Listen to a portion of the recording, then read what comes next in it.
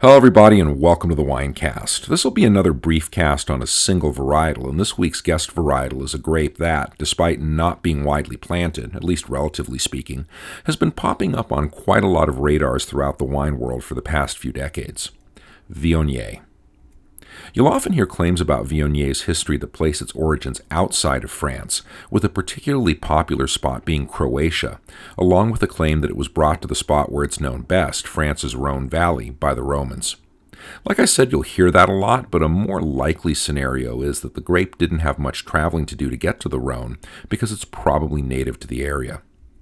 Viognier, it turns out, has a close genetic link, a parent-child link in fact, though who's the parent and who's the child is still a matter of some debate, to another grape with strong ties to the northern Rhone, Mondeuse Blanche.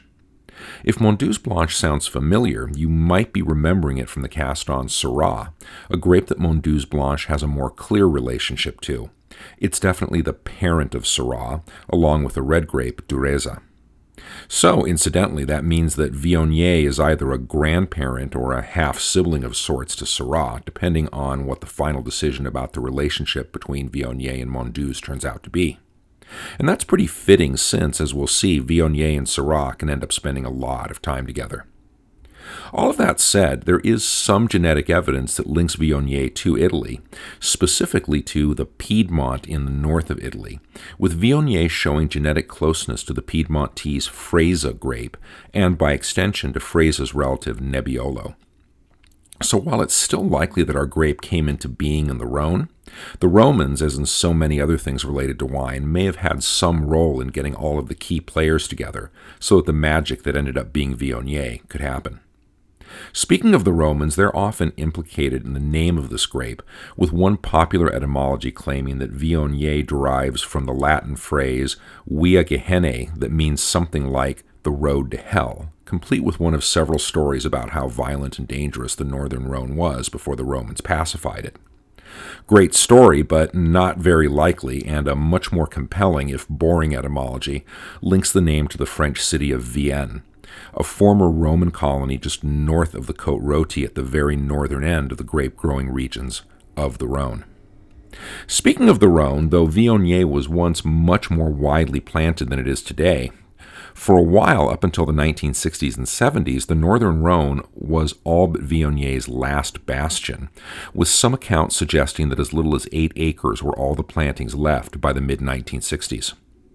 Things have improved considerably for our grapes since then, with around 6,600 acres currently under vine to Viognier in the Rhone Valley as a whole.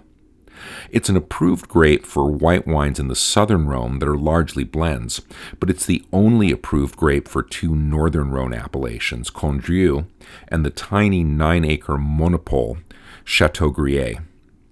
There are some plantings in the Côte Rôtie, a red wine-producing appellation at the very northern end of the Rhone, where up to 20% of what ends up in the bottle of Syrah produced there can be co-fermented Viognier, though, speaking realistically, usually only about 5 to 10% Viognier is used in most wines that follow this practice. Why co-ferment 2 grapes, especially a red and a white one? Well, maybe counterintuitively, the process seems to help deepen the red color of the finished wine. How? It seems that the natural pigments in red wine called anthocyanins benefit from binding with certain colorless compounds called flavonoids during fermentation, and certain grapes like Viognier are high in these compounds that are also called cofactors or, confusingly since they're colorless, copigments.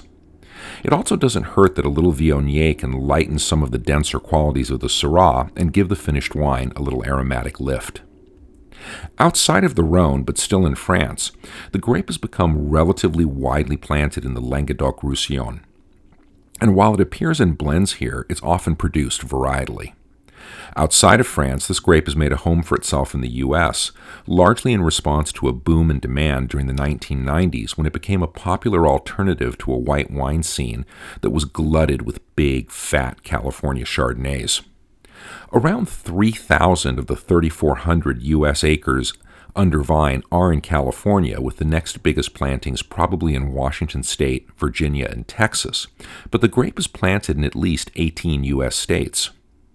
Australia has just a little less vineyard land devoted to Viognier than the U.S. does, and, like in the U.S., Australian Viognier is often produced as a single varietal wine, but it's also popular as a co-fermentation partner with, no surprise, Shiraz. There's still significant but more modest-sized plantings in Canada, Argentina, Chile, and South Africa, as well as other plantings scattered in grape-growing regions throughout the world. So much for its history and where to find it, but what's this grape actually like? Well, for starters, it's difficult to grow, a fact that may help explain the whole road to hell story of its name, and it's susceptible to a number of diseases in the vineyard, particularly powdery mildew. It also has a very narrow window for harvesting, needed to be picked when it's ripe or its famed aromatics won't come through fully, but also needing to be picked before it gets overripe or you'll end up with only a big, fat, oily, and high in alcohol wine to show for your efforts. When it's grown and handled right, though, it shows stunning and powerful aromatics with a big emphasis on white floral aromas, as well as on honey and wool or lanolin, especially when dealing with older vines.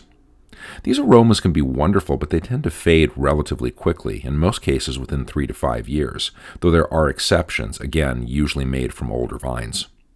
The grape itself has a pronounced yellow tint to its skin when it's fully ripe, and that can be reflected in wine made from properly ripe Viognier. It has a rich, full mouthfeel that's often described as oily, and is generally on the low end of the spectrum when it comes to acid. Most quality examples of Viognier are made in a dry style, but the grape can produce lots of sugar when it gets ripe, so you'll see some late harvest dessert styles out there too. Looking to try some Viognier?